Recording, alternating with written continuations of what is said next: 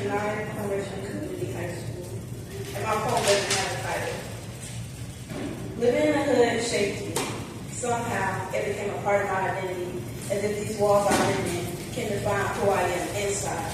No matter how hard I try to erase this aspect of me, it always remains. They can tell by the way I say I'm finna go to the stove, or maybe because I tend to say flow instead of forward, and you can try to judge, but you can't change the way I was raised. I'm labeled as hood, but look at me, I turned out all good.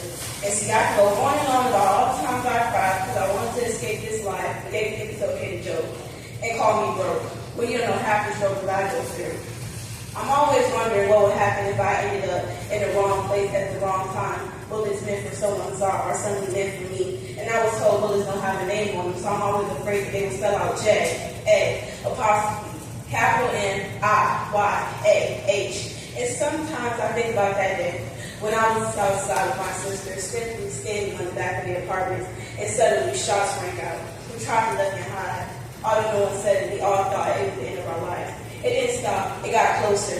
Bang, bang, bang. And then the car passed with the shooter. I still remember that as a baby when we walked by. Does he know the PTSD that follows? Does he even remember me? Do you know the fears my mother has to face? Scared of her children to go outside because she doesn't want us to come face to face with the man behind the gun. Will we have enough time to run? And then I think about that day when my dad didn't have the chance to. Walking in the alley. When a wise man, these young dumb boys playing what they think are toys, yet they in life. I can't shake the thought of my father laying in the street with a gunshot wound to the stomach 2 inches away from his heart. Let that sink in.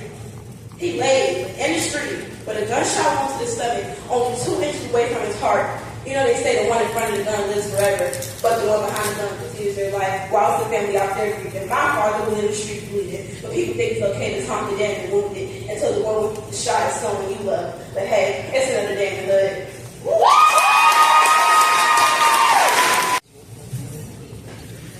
My name is Janae, and my little piece is called Addicted to Apology. Why is it that I can't feel sorry for myself? I'm worried more about others, and I know it isn't good for my health. Like my pain needs permission, signed by everyone else. I ration my hurt like it's expensive.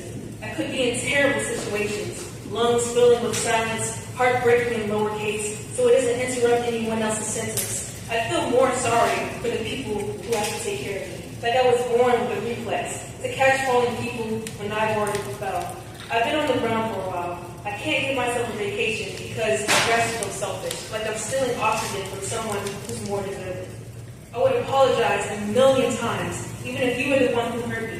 The truth is, you could slit my throat, and with one last gasping breath, I'd apologize for bleeding on your shirt. But why apologize when you're the one being hurt?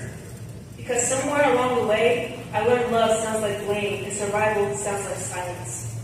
I would apologize a million times again, stack sorry on sorry, until it builds a bridge. Back to the people who hurt me. I'm just addicted to an apology. Like it's a language and I'm fluent in disappearing. I don't want to let anyone down and know the signs that are in front of me. I've been trained to learn other people in the way that they think. I didn't know that holding the weight of knowing everyone else would make me sink. I'm so addicted to an apology that if I fail them, I become the punishment. Protecting others makes me feel so great. But what about me and my protection? I guess I'm just bait. Something to be used to keep peace hooked and conflict quiet, which is usually okay for me, unless I'm being stored away in your storage pile. Feeling like I should let that slide, as long as others around me stay happy for a while. If that didn't work, I would question myself and push myself harder. Then until I'm unrecognizable, then apologize for wasting your time as well as mine. I'm so addicted to an apology, like it's the only way I know how to stay. So I shrink and soften in silence and say it again. I apologize for being too much. And that's not enough. In the same breath, I apologize for meeting, for hurting, for existing out loud. Do you hear my cries? I'm addicted to apology. There's nothing left of you in my eyes, so I apologize. Hey, my name is Marcy. I've said it a couple of times by now. This is my original piece called Insecurities. Health classes taught me two things, blood and babies. But they never warned that little girl about the shame that was sicking me like wet clothes in the summer heat. This girl was always told the same thing. Be talk too much. Shut up. And you'll never be pretty. You're fat. Or you're just never be pretty. All from people who were different than me. I used to blame my skin. It didn't match the people around me, not even what they looked like. I was surrounded by people, lighter. People who looked nothing like me. Adults who were supposed to be teachers, who were never there when I needed them most. They were really bold racist. They would nit and pick at the smallest details. Your hair's not straight. You're too loud. You can't even more like your cousin. I hate being compared to other people. It makes me feel invisible. I try my best to fit in, but at the right age of Sim, I learned I wasn't going to win that game. I felt like I was being torn bit for bit. All I wanted was one real friend. A true, compatible, and far from conniving friend. But I was blinded by the words of others, consumed on how they perceived me, scared deeply by others' words that I didn't even ask for. But because I'm black, just because I'm black doesn't mean I'm ghetto. But it also doesn't mean I'm whitewashed. I'm just somewhere in the middle trying to find myself out. But yet, I find myself tearing me apart. Scars still showing.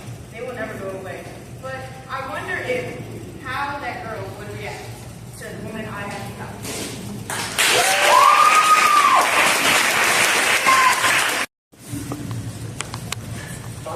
My poem is called I Want to Be a Farmer in the Field of Words. The droughts and the floods, they fill me with doubt, but I still plant my seeds. The people, they stomp and they ruin my crops, but I still till the earth.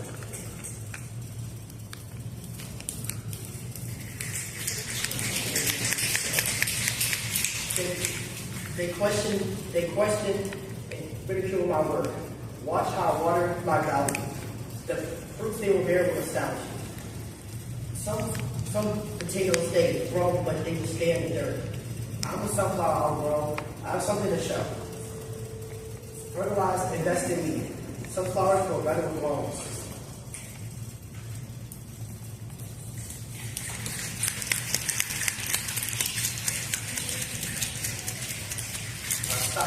My stocks will rise to the governance.